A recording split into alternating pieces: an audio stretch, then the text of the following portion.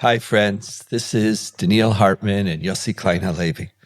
And this is, for heaven's sake, Israel at War, day 397. Today is not just Israel at war.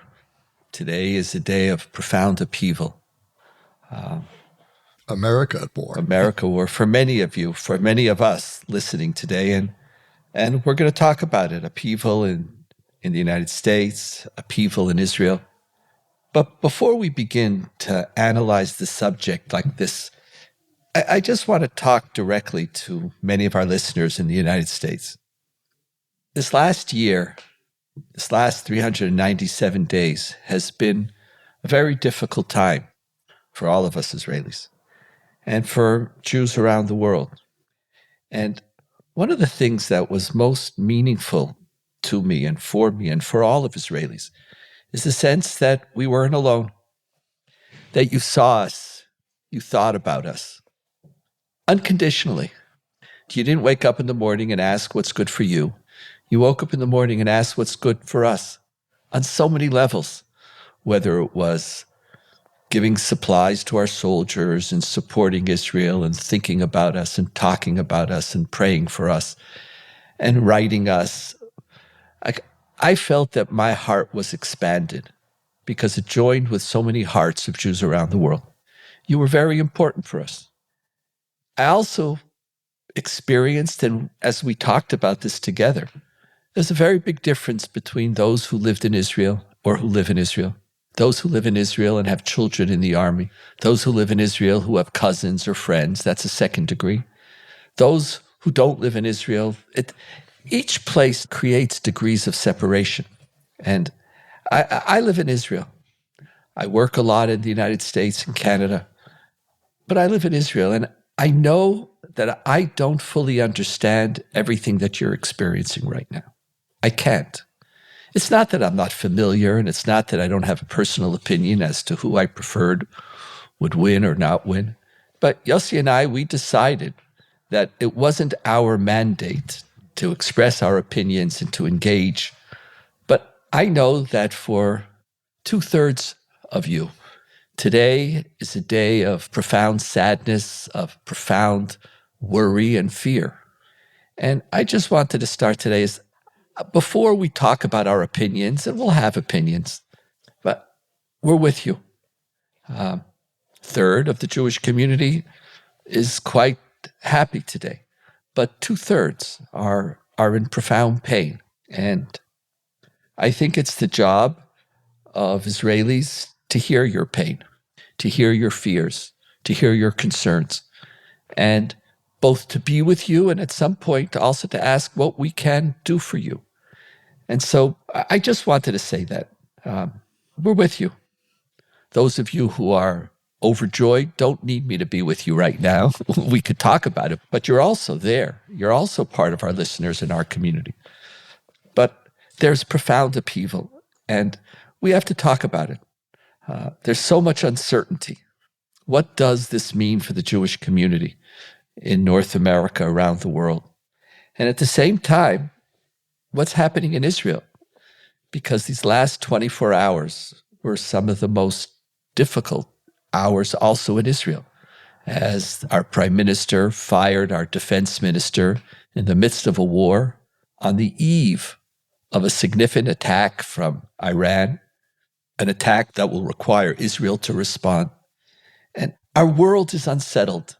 And part of the way we have to start today's podcast is to recognize that we're all broken. We don't know. There's so much uncertainty and pain and fear.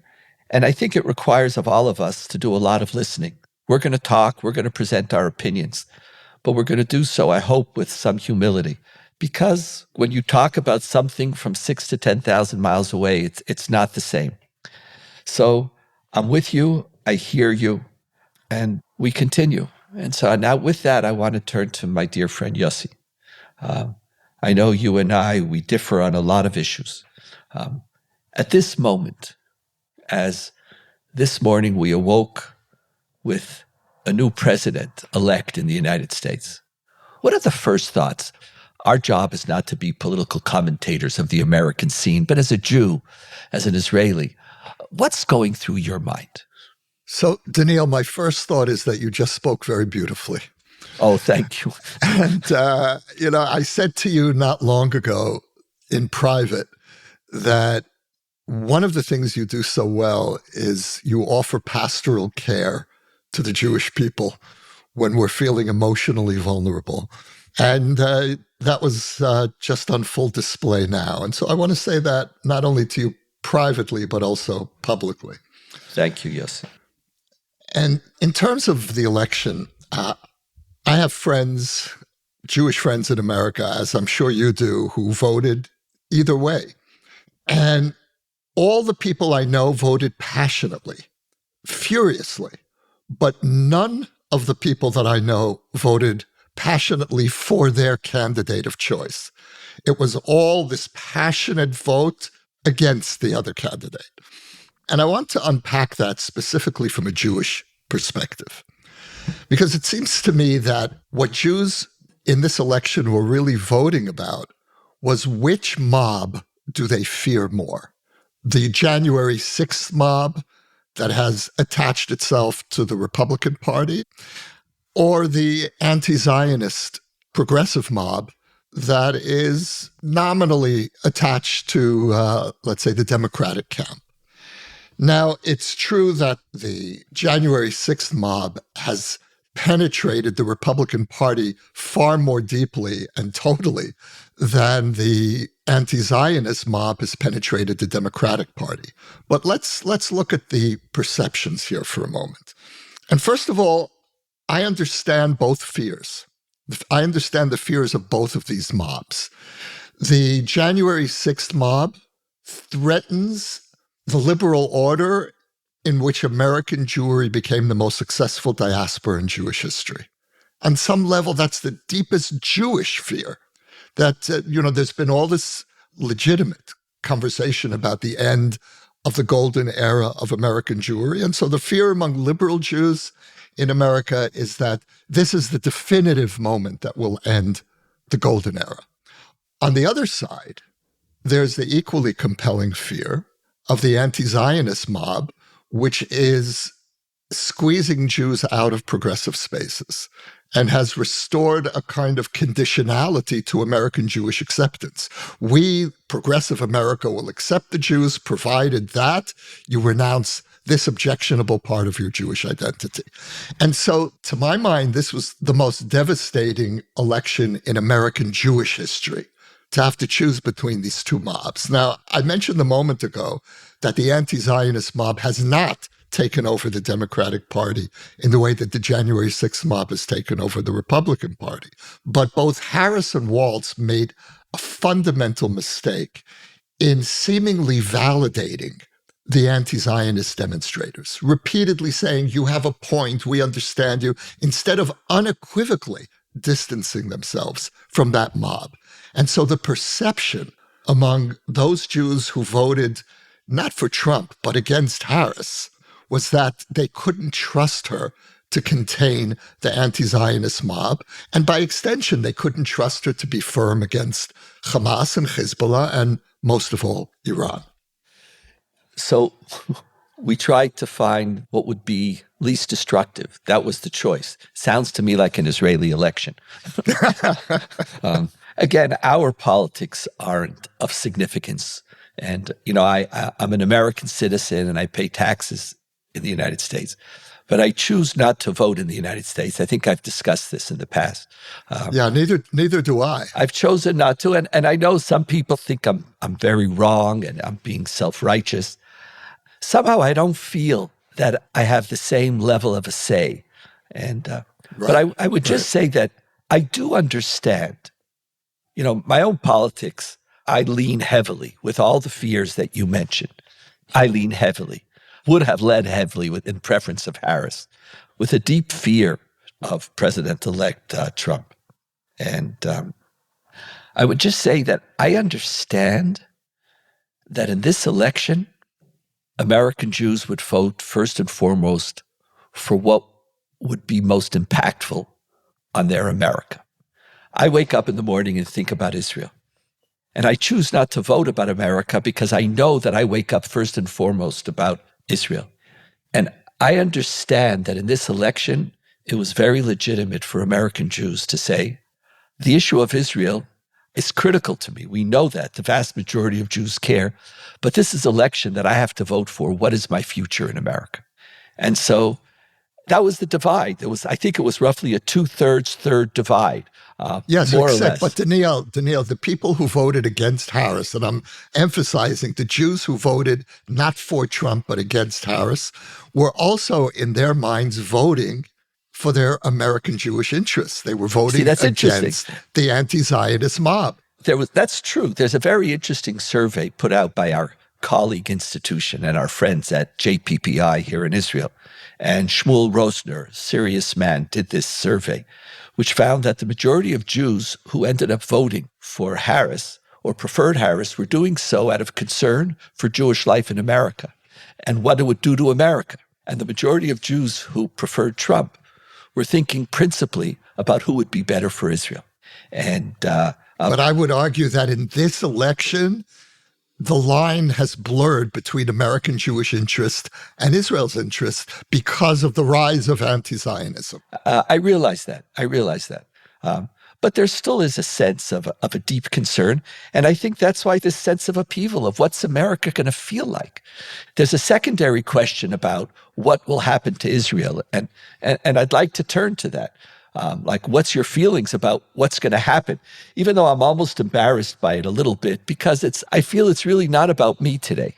I really understand it. And, our colleague and friend, president of the Hartman Institute, together with myself, Yehuda, wrote this beautiful article in the Hebrew newspaper Israel Today about trying to explain what was at stake here for the American Jewish experience.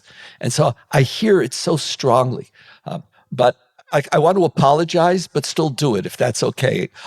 So what does this mean for Israel, even though I know that maybe that's not the critical question right now, but at least I would say for most American Jews, it still is a question. It might not be the most critical question, but it is a question. What do you think this means?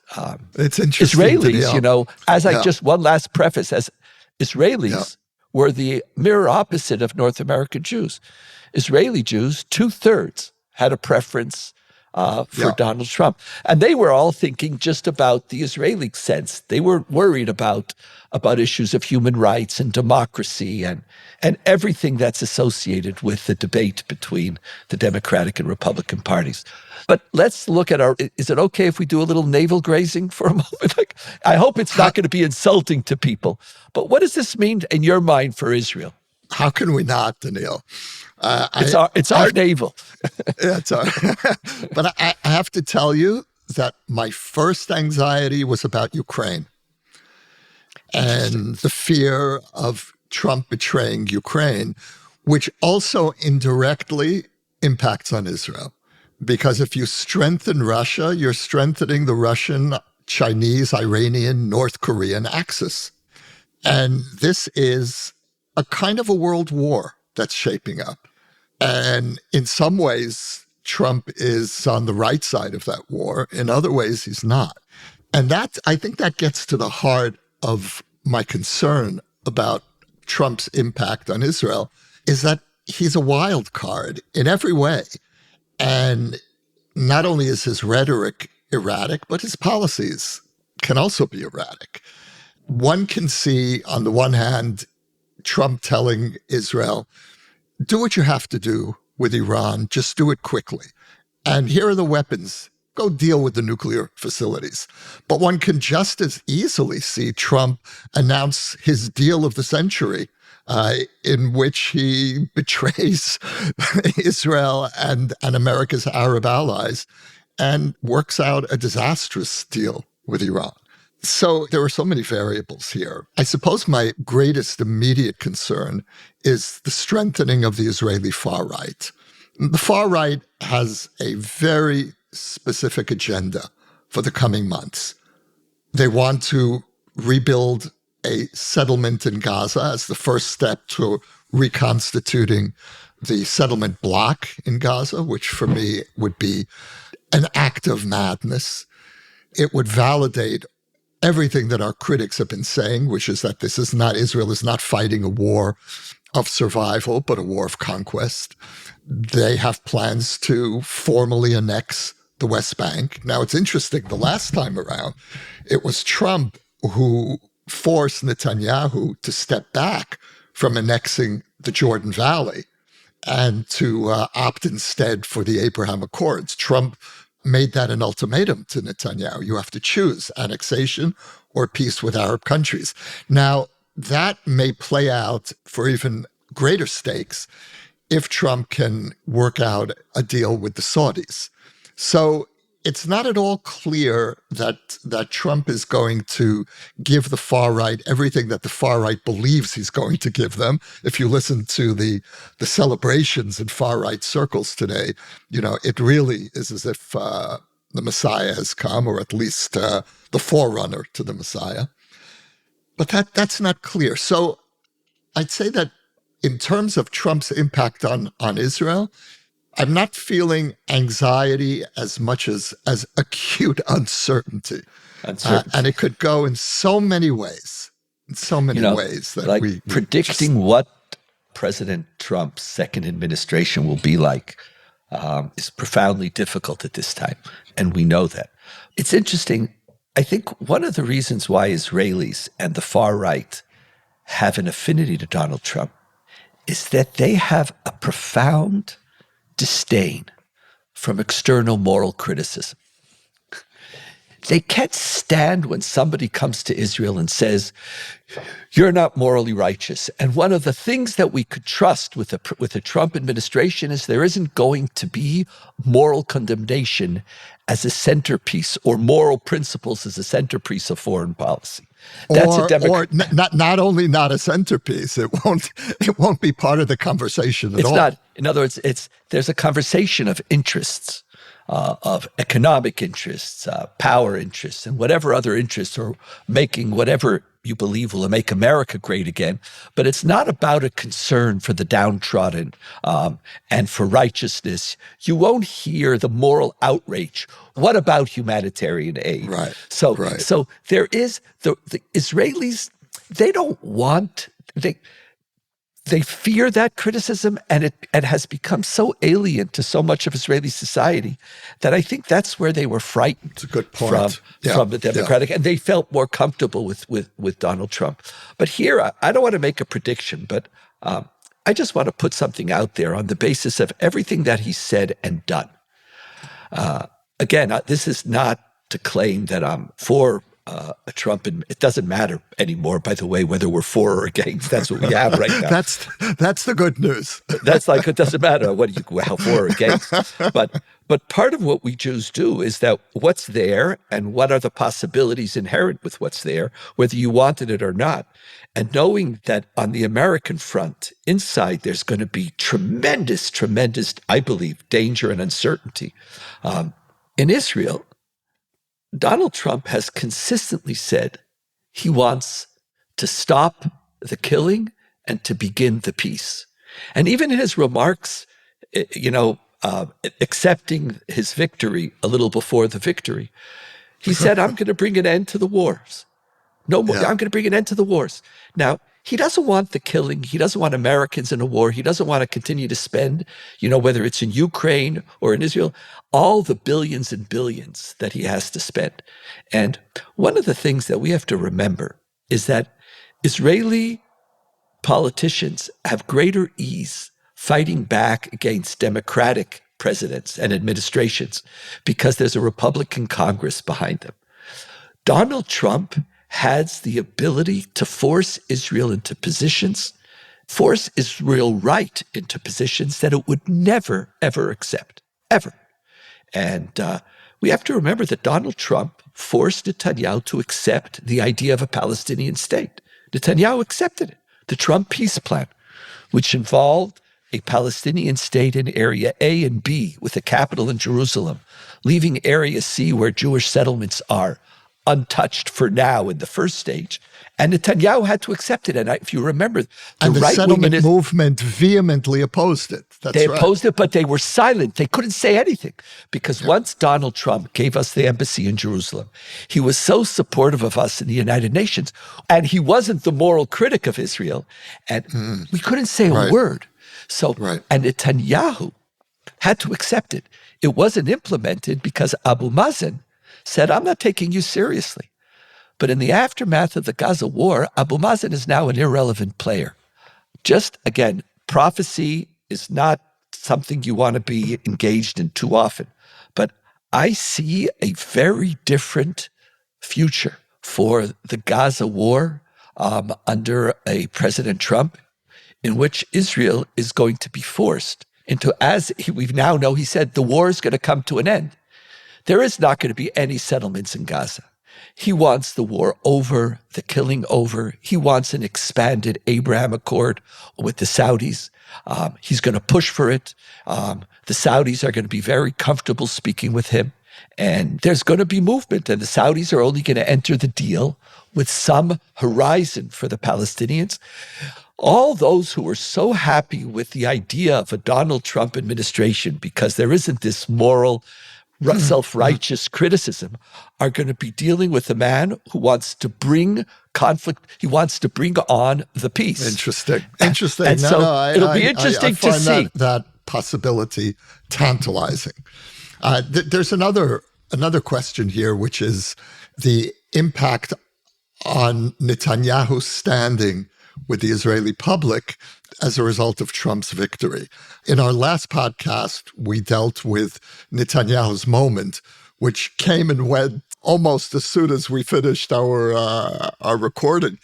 And we really should come to that in a moment. But I just want to stay for one moment longer on the question of Trump's impact here, because one could see, again, that playing out in one of two ways. Trump can either bolster Netanyahu's standing in the Israeli public as Netanyahu is the guy who can work most successfully with Trump. They speak, for better or for worse, a common language. On the other hand, there was the argument that I read the other day that Netanyahu was gearing up to being the bulwark against American pressure. And only Netanyahu can be trusted to resist. You're right. I saw that a lot. And so I have a feeling, Donniel, that Netanyahu is asking himself a very simple question this morning, which is, why aren't I as happy as I think I should be feeling? No, the next 2 years are going to be interesting, because in another environment, I have a great affinity to Bennett, who's the only competitor right now to a Netanyahu. Personally, I'm more to the left of Bennett. But the one But you could certainly live with a Prime Minister Bennett. But the one phrase that Bennett cannot articulate, cannot bring to his lips or even think about is the term Palestinian state. And so he's profoundly limited. Netanyahu in power over the next 2 years with a president who might push this, those are terms that Netanyahu is willing to embrace. So stay tuned. It'll be interesting. But let's, and so moving for a moment away from the profound upheaval and uncertainty in America, and a big hug to everybody, and we're with you and we're watching, and day by day we'll be there together. There's also a profound upheaval here in Israel that we just have to talk about. The idea of firing a minister of defense while our kids are dying is so destabilizing. And for what? The inner Israeli politics is that Gallant was fired because he would not allow a capitulating deal with the ultra-Orthodox, which would exempt too significant a percentage of them from being drafted. Which is just about everybody. Right. Gallant wanted the Haredim to be ultra-Orthodox to be drafted. And as Minister of Defense, he had ministerial control over that.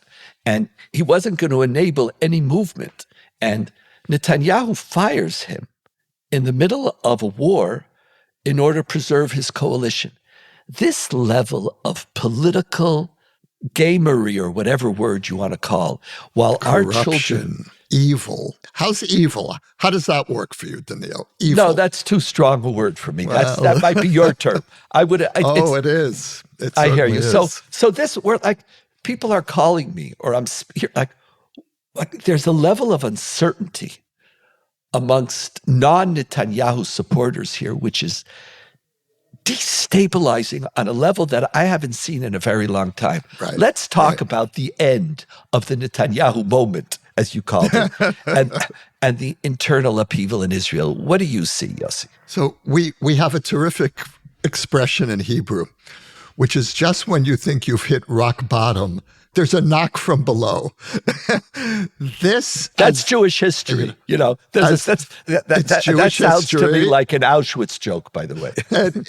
This is really, for me, this sums up our experience of the last few years. And as nightmarish as the last 2 years have been, this for me is rock bottom. And it's rock bottom for the reasons you said, but even more so. Not only did Netanyahu fire a defense minister during war, he fired the best defense minister we've had in years. And he replaced him with one of the least impressive politicians that Israel has today, Israel Katz, who has literally failed at every position he's ever been given. He was a disastrous finance minister. As foreign minister, on the first day of the job, he created an international crisis with Poland. He accused all Poles of being anti-Semitic. You're dealing with a man who is extraordinary in his mediocrity. Even on the Israeli political map, Israel Katz stands out as a nobody.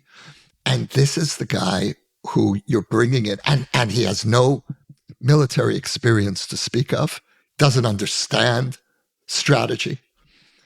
The second betrayal is what you mentioned, which is to undermine our military leadership in exchange for military exemptions. In exchange for wholesale military exemptions of the ultra-Orthodox. And here again, it's even worse than that, because not only is the plan to exempt virtually the entire ultra-Orthodox community, but to subsidize the exemption, to subsidize their separatism at a time when the economy is going through crisis. And finally, the timing of the firing of Gallant. We're awaiting another massive Iranian attack. And at this moment, you destabilize the security establishment. In every way, this sums up Netanyahu's war against the state of Israel. And when I say that this is an act of evil, I can't think of another example in the history of Israel where a prime minister committed such a crime against our most basic interests. Was I strong enough on? Did I make my opinion clear enough on this point? I think so, Yossi. I don't disagree with you. I don't disagree with you, but I actually see this slightly differently, but not in distinction, but maybe in addition. I think by firing Gallant, Netanyahu was appointing himself as defense minister. And what Netanyahu wants to be is Papa Bibi, King Bibi, Emperor Bibi, the one who Israelis trust to solve their problems. Gallant's greatest problem was not only the fact that he was about to send out 7,000 draft notices to ultra-Orthodox in respect of the Supreme Court decision. His problem was he was too popular. He was much too popular. And Netanyahu hates when there's somebody else who Israelis trust. He wants to be the sole source of trust. I am the solution to your problems. That's part of what scares me even more, Yossi, and what I feel is even a greater crime. Our tradition teaches us that if you don't have a partner to talk to you, to argue with you, to present an opposite opinion, you have no chance to overcome mediocrity. By removing Gallant from that Security Council, the only opposition that Netanyahu has, the only other voices are the voices of the far right, who he's trying to marginalize. But who's going to talk? Who's there?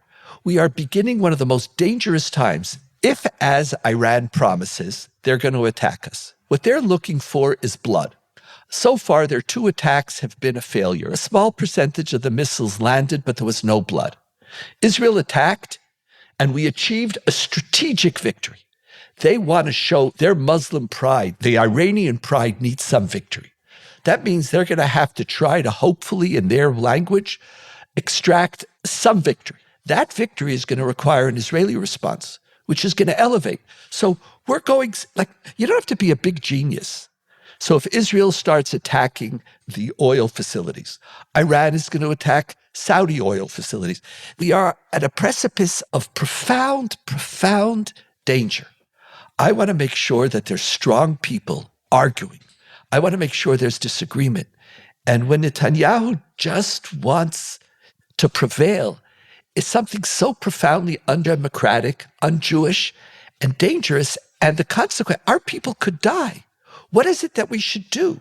When you remove any voice of opposition within your party, that's what he's always done. He appoints every minister to the ministry that they're incompetent in so that no one will listen to them. And now we're left with Bibi Netanyahu and Sarah Netanyahu. That's it. They're going to decide, and our children are dying, and we're on the cusp of having to make major, difficult decisions. To do so without Gallant is leaving a major part of Israeli society feeling unsafe, feeling unsecure, and selling our security for the sake of some either fantasy of your position and for your coalition. It's sacrilegious. I don't know if it's a crime, but it's sacrilegious in Israeli society. Yossi, last thoughts at this moment of upheaval? How does one emotionally cope with upheaval? And that's the question that I ask myself all the time. And now lots of our friends in America are asking themselves the same question. And this is a moment, I think, to, first of all, resist the temptation for despair and to turn anxiety into something more productive. And I don't mean political activism. I'm not going to go there. I'm speaking about our inner life. How does one cope? And for me, it means turning anxiety into prayer, meditation, in the most basic way, reminding myself to literally breathe.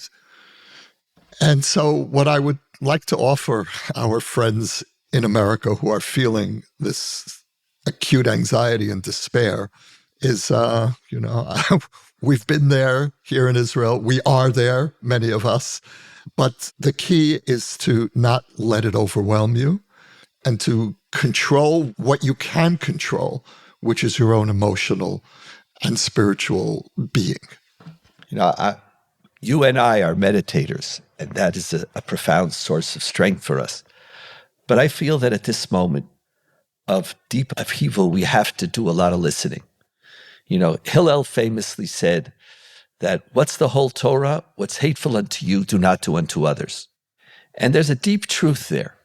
And we can learn as Israelis, what is this when we were in upheaval and crisis, or when we are, what do we need?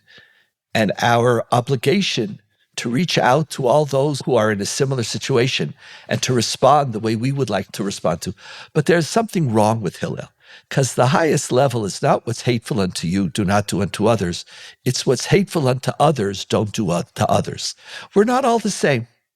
Israeli Jews and our reality is not the same.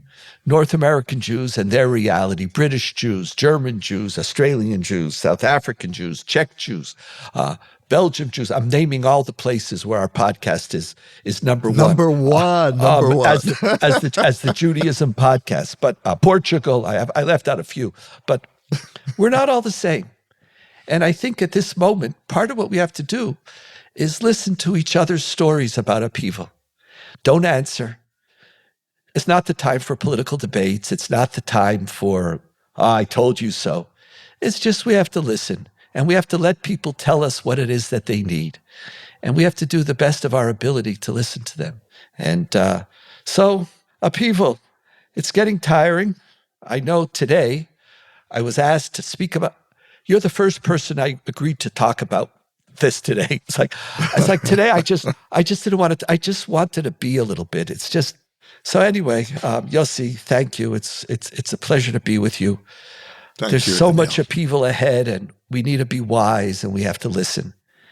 And the greatest voice that we have to listen to as we end this and most of our podcast is we have to listen to the voices of the 101 hostages who are not yet home. And hopefully that will change, God willing, as soon as possible. Yossi, be well. And you. You can now sponsor an episode of For Heaven's Sake, Israel at War. The link to donate can be found in the show notes or at shalomhartman.org/For Heaven's Sake. We will acknowledge your gift on a future episode.